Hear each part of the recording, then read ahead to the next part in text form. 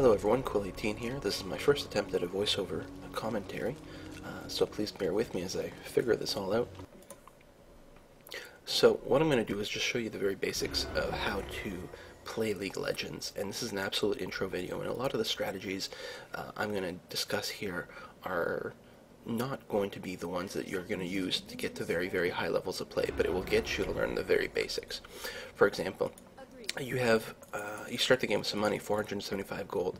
You should definitely use that to buy an item, and which item you buy is dependent entirely on your playstyle and which hero you're going to play. However, for a beginner, I would highly recommend that you get something with health regeneration first. You're going to be taking a lot of damage from little mistakes early on, and you're going to want to be able to get that back. So, this is the shop. At the top you see the list of recommended items. Now, depending on the hero that you're using, this may or may not be completely useless. And going forward, at the very least, you're going to want to be able to pick and choose your own items and really get something that really works well for you. So take a moment and look through the menus on the left-hand side, and you'll be able to see all the items that are available. They're grouped by category and then by subcategory. So, for example, if I were to click on defense, here you would see subcategories of health, magic resist, health regen, and armor. And sometimes items fall under more than one category. But as I said, I would recommend some health regeneration to start off with, so let's take a look at that. And you've got a few options. You've got 3 that you can afford right now. The one that offers you the most regeneration is the Regrowth Pendant. And we're just going to click once on this to highlight it. And over here, it gives you more details about the item. It tells you the cost, tells you exactly what the item does. And it shows you a requirement here, which may not make much sense to you because Regrowth Pendant requires Regrowth Pendant, like that's just all it is. But if you click on a bigger item, one of the higher priced ones, you can see these items are crafted using a recipe. And you can buy an item at any point by double-clicking on it, either on the left-hand side or within the right-hand panel.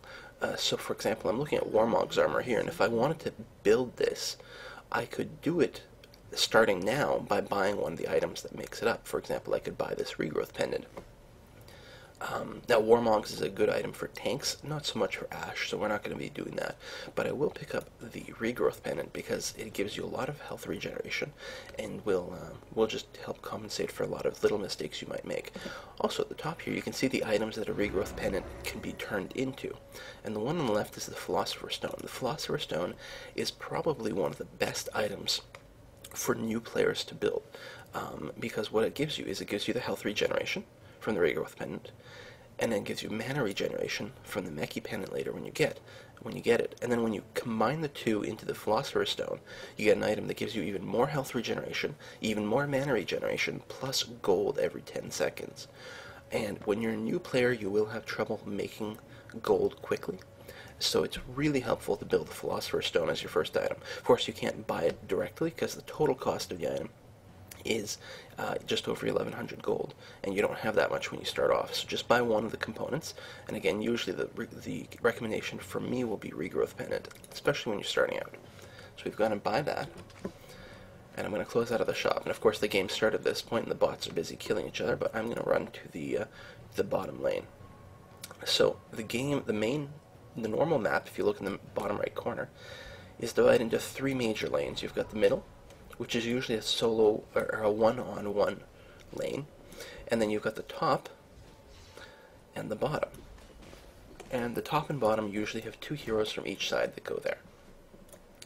When you are starting out, you're not going to want to take the middle lane, the center lane, because it's a lot harder and there's a lot more pressure on the individual performance when you're solo.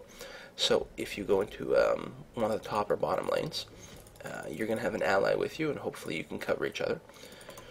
And what you want to do, as you can see, you've got your minions, and they've got their minions, and they're busy killing each other, and ultimately they're trying to push through to each other's towers, like you can see here. But at the start of the game, there's not going to be a lot of action. I mean, if you get lucky, you can kill your opponents, maybe.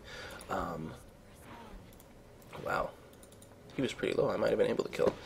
But your goal at the start of the game is simply to get experience points and gold. For experience points, all you have to do is be near something when it dies. But for money, what you have to do is you have to land the killing blow on one of these minions to get the money. And you'll know that you've done it right because you'll hear the cha-ching of the money, and you will see the gold amount pop over their head. I'll take this moment to talk about summoner spells. You pick 2 of them when you join a game, and they show up down here. And your choice of summoner spells is also very personal and very based on what hero you're playing. And there really isn't a wrong or right answer. And if nothing else, part of the issue is that you don't get all the summoner spells right when you start off. You only get a limited subset. However, you get a few that are really, really quite good. When you're new to the game, teleport is going to be really important for you. In fact, teleport is always okay, but I find when you're new to the game, you will either die a lot or take a lot of damage, so you're going to be heading back to the base quite often. And you want to get back to the action as quickly as possible, and having teleport will help you do that. You click on teleport, you click on any friendly minion or tower, and you teleport straight there after a couple of seconds. You cannot teleport to a friendly hero. Your second summoner spell, there's a lot of options, and when you're just starting off, getting something like heal may help you stay in a lane longer. But I'm a big fan of getting Ghost. Ooh, I just killed Master Yi. I'm a big fan of getting Ghost because it's a good tool for allowing you to escape or chase down an enemy. Now, when you're just starting out, you're going to want to try to keep that for escape. Always have your finger over the hotkey. For example, it's D for your first spell and F for your secondary spell. Always have your finger over the hotkey and be prepared to hit it and then run away. Ghost will help you run really fast, and it's a great escape tool. So now I'm back in my lane. I have gotten a few last hits on these things. And as you can see, even though I'm level 4, I haven't purchased any of my skills yet, and that would normally be a horrible thing, but I'm trying to, I wanted to save it so I could talk about it. So you can see the little pluses down here. Every time you level up, you can spend a point in a skill. And there's, I mean, every hero obviously will have different skills, but also there's usually at least a couple ways to build a hero. So the order that you get skills in is going to be very dependent on your personal choices. For Ashe, her key skill is her volley. By far, that's her biggest, most iconic skill, next to her ultimate. So we're going to put points in there. Now, I can't put all my points in there because you're limited on how many ranks you can put in based on your level. So we're going to have to put points in something else as well. This is her ability on her E key right now, Plentiful Bounty. Now, this is about to be changed in a patch, which is a good thing because it's a terrible ability and you never want to put any points into it whatsoever. It's just awful. But her Frost Shot is okay, so we're going to put a couple of points in there. So now I got my volley, and I'm going to show you how to launch it. Volley is what's considered to be a skill shot. So if I hit the key, you're going to see where it's going to go. And then I just left-click to fire. And there you go, another level. Now, at level 6, you get your ultimate ability. This is on your R key. And it tends to be a very, very powerful effect. And that's definitely the case for Ashe as well. Okay, as you can see, we've taken out one of the base turrets at this point. And I have no doubt that we're going to win this game, although against bots I never really had any doubt. So I'm going to wrap this up here and just say, again, the moves I've made with Ashe, the items I've bought with Ashe, are certainly far from the ideal professional choice. But I will tell you this, starting with Philosopher's Stone with basically any character, when you are a new player, will never be a bad move. It will never be a horrible move. There are probably better moves once you get experience, but it will be really, really helpful. Boots second, very key, and then after that, try to find items that are compatible with the general idea of your character, and build those. And what the idea is to do one video with each of the 3 basic types of characters and really investigate it. That's to say, someone who's a physical DPSer, someone who's a spellcaster, and someone who's a tank.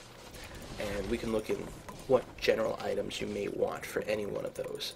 And that will work sort of more or less regardless of which actual character you're playing.